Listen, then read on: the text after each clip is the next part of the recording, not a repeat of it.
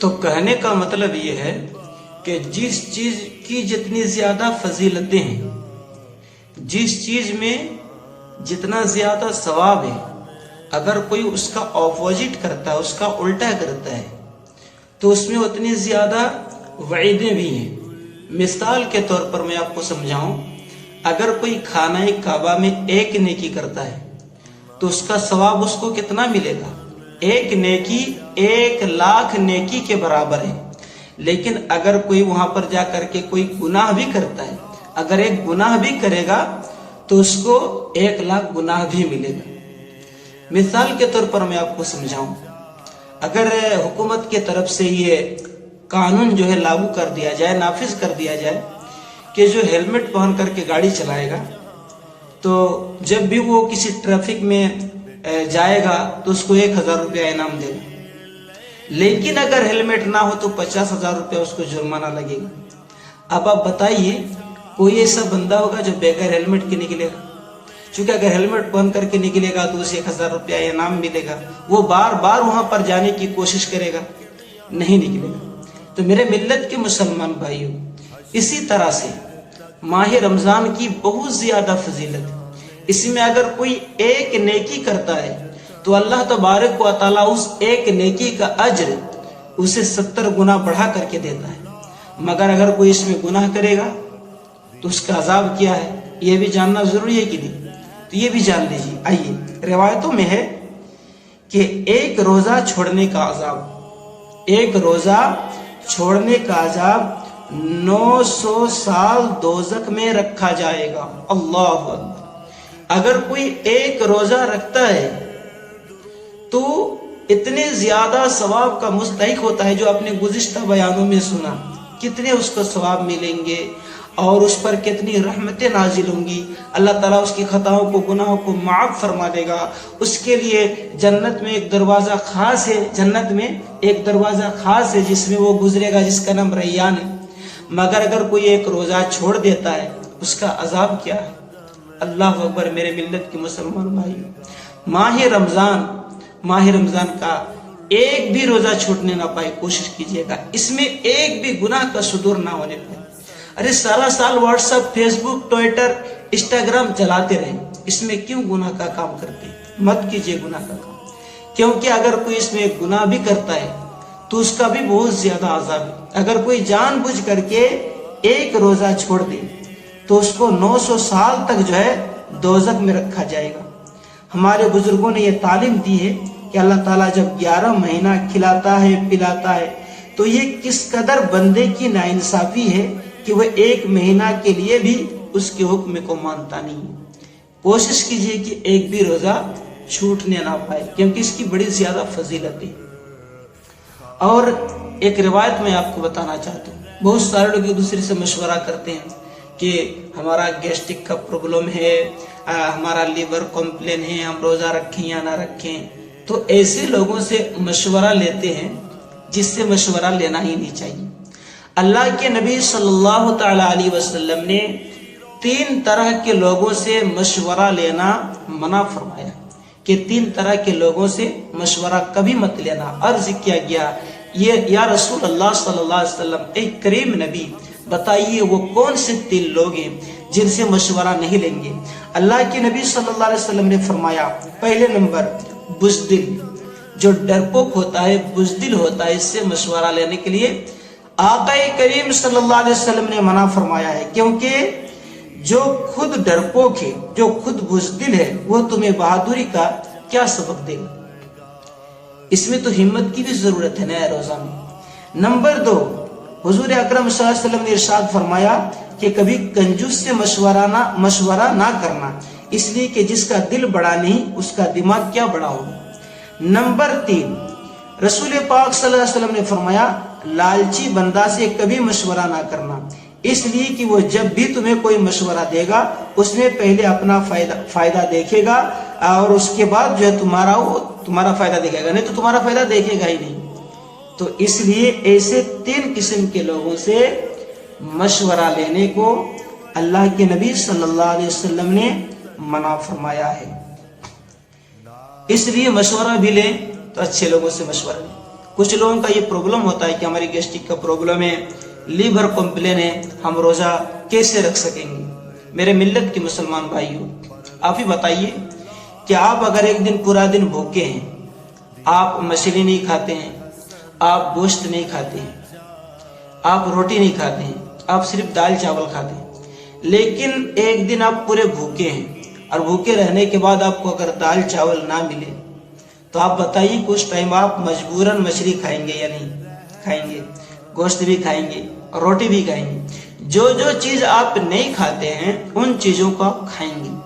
آج سائنس سے یہ پروو کر رہے ہیں، آج سائنس دانوں نے یہ ریسرچ کیا ہے کہ ایک انسان اگر 13-14 گھنٹہ بھوکا رہتا ہے تو اس کے شریر میں، اس کے معدہ میں جو مطلب کھانا کو گلانے کا، ہضم کرنے کا کام کرتا ہے، اگر انسان 13-14 گھنٹہ بھوکا رہے گا تو جو اس کے اندر وہ ساری چیزیں ہیں معدہ میں جسے کھانا چاہیے، جو کھانا کو ہضم کرتے ہیں، پچاتے ہیں، گلاتے ہیں، اگر انہیں کھانا نہیں ملتا ہے تو شریر کے اس حصہ میں جا کر کے وہ اٹیک کرتا ہے۔ جو ہمارے شریر میں سالوں سال سے کچڑا جمع ہوتا ہے یا کچھ مطلب غلط طریقے سے کہیں پر کچھ گانٹھ ہوتا ہے یا شریر میں جو نقصان دہ چیز، ہمارے جسم میں جو نقصان دہ چیز جمع ہوتے ہیں، ان چیزوں کو وہ جا کے اٹیک کرتا ہے اور پھر اس کو وہ گلانا شروع کر دیتا ہے۔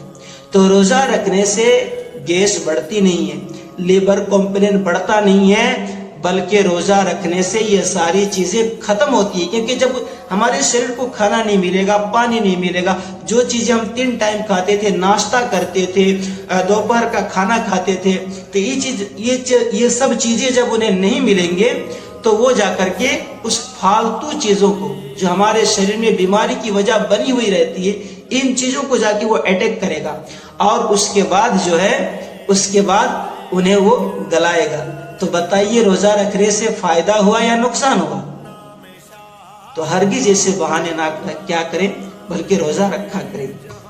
ایک روایت پڑھتے ہیں کہ انسان کے اندر ماہ رمضان میں اخلاق اور چرچ کیسا ہونا چاہیے۔ سیدنا ابوبکر صدیق رضی اللہ تعالیٰ عنہ بیٹھے ہوئے تھے، ایک شخص نے آ کر کے معاذ اللہ آپ کو برا بھلا کہنا شروع کر دیا۔ کمال کی بات یہ ہے کہ اللہ کے رسول صلی اللہ علیہ وسلم بھی وہاں پر تشریف فرما تھے۔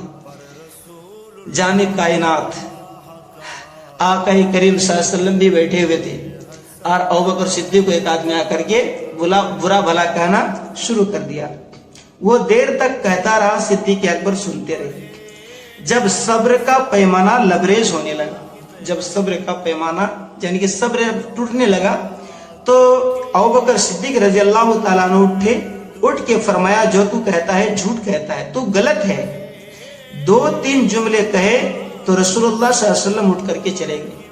حضرت ابوبکر صدیق نے جب اس بندے کو جواب دینا شروع کیا تو رسول پاک صلی اللہ علیہ وسلم اٹھ کر چلے گئے۔ صدیق اکبر کہتے ہیں کہ میں پیچھے دوڑا، یا رسول اللہ جب تک وہ بولتا رہا آپ تشریف فرما رہے اور جب میں بولا تو آپ اٹھ کر چلے آئے، کیا وجہ ہے؟ حضور اکرم صلی اللہ علیہ وسلم فرمانے لگے، او خدا کے بندے، جب تک تو چپ تھا رب نے تیرے سرہانے فرشتے کھڑا کر رکھا تھا جو تیری طرف سے جواب دے رہے تھے، اور جب تو بولا تو فرشتے چلے گئے، اور جب فرشتے چلے گئے تو میں بھی چلا آیا۔ کیا سمجھے؟ جب تک ابوبکر صدیق چپ چاپ تھے اور وہ بہتان لگانے والا، وہ ظالم انسان آپ کو برا بھلا کہہ رہا تھا، تو آپ کے سرہانے اللہ تبارک و تعالیٰ نے فرشتے کھڑا کر دیے تھے اور فرشتے آپ کی طرف سے جواب دے رہے تھے۔ لیکن جو ہی آپ نے کہنا شروع کیا، آقا فرماتے ہیں تو فرشتے چلے گئے، جب فرشتے چلے گئے تو میں بھی چلا آیا۔ تو کیا سمجھتا ہے کہ تو لاوارث ہے؟ آقا نے حضرت ابوبکر صدیق سے فرمایا کہ تو کیا سمجھتا ہے کہ تو لاوارث ہے؟ دے رہا تھا، سن سن کے میں خوش ہو رہا تھا۔ کون کہہ رہے ہیں؟